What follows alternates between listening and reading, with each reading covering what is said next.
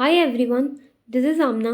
So, today is day 7 of solving 250 days of data structures and algorithm.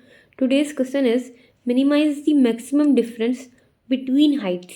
इसका क्या मतलब है कि मेरे पास एक अरे गिवन होगी, इसके हर इंडेक्सेस पे कुछ ना कुछ हाइट्स की वैल्यूज़ पड़ी होंगी और मुझे क्या करना है, मुझे मैक्सिमम डिफरेंस को मिनिमाइज़ करना है.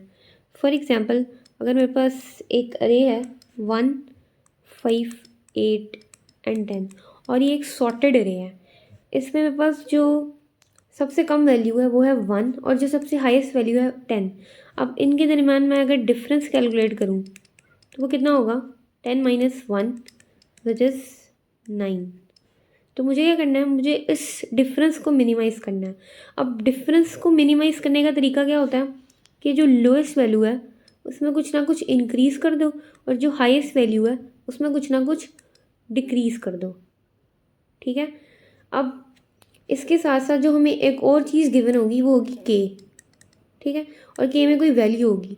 अब इस वैल्यू के बिहाफ पे मुझे डिसाइड करना है कि इसको मुझे किस इंडेक्स में ऐड करना है और किस इंडेक्स से मुझे सबट्रैक्ट करना है.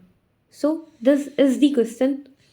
अब अगर मैं देखूं कि अगर मैं किसी इंडेक्स में के को माइनस कर रही हूँ, ठीक है, और उसका रिज़ल्ट अगर ज़ीरो से छोटा आ रहा है तो इससे क्या होगा, इससे क्या इफेक्ट पड़ेगा मेरे डिफरेंस को. फॉर एग्जांपल, मैंने 1 में से के को यानी 2 को माइनस किया तो आंसर क्या आ गया, -1.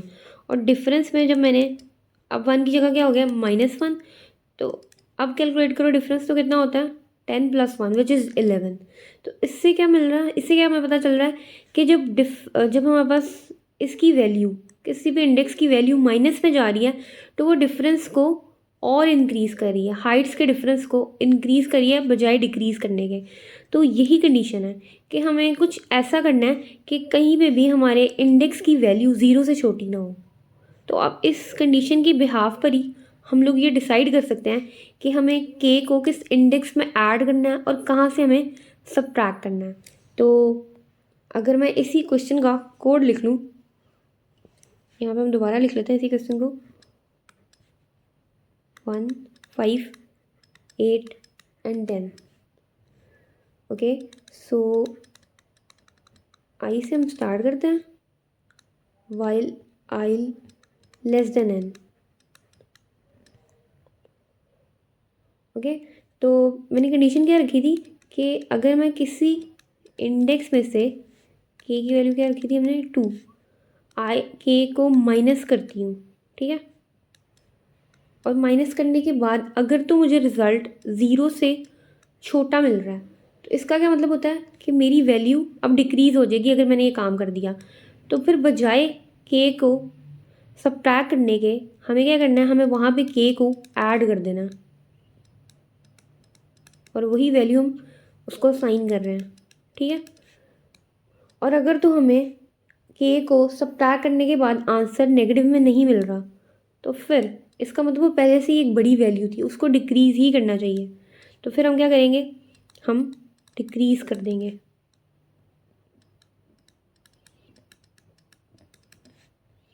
ठीक है. और जब ये काम हो जाएगा तो अगली आइट्रेशन के लिए आई में एक इंक्रीमेंट कर देंगे. So this was the code. अब इसका ड्राई रन कर लेते हैं हम लोग, 1, 5, 8 एंड 10. ठीक है. आइट्रेशन 1 पे जब आई की वैल्यू ज़ीरो थी, मेरे पास इस वक्त अरे के इंडेक्स आई की वैल्यू क्या है, 1, और के की वैल्यू मेरे पास क्या थी, 2. तो 2 में से जब मैं क्या कर रही हूँ, 1 माइनस 2 करने से आंसर क्या आ रहा है, -1, जो कि ज़ीरो से छोटी वैल्यू है. तो अब हमने क्या करना था, ऐड कर देना था. इस वाले इंडेक्स में के को ऐड किया तो अब क्या आंसर मिल रहा है हमें, 3. ठीक है. अब नेक्स्ट इंडेक्स पे चले जाओ. अब फिर से चेक करो क्या 5 में से 2 को माइनस करने से आंसर मुझे नेगेटिव में मिल रहा है, नहीं.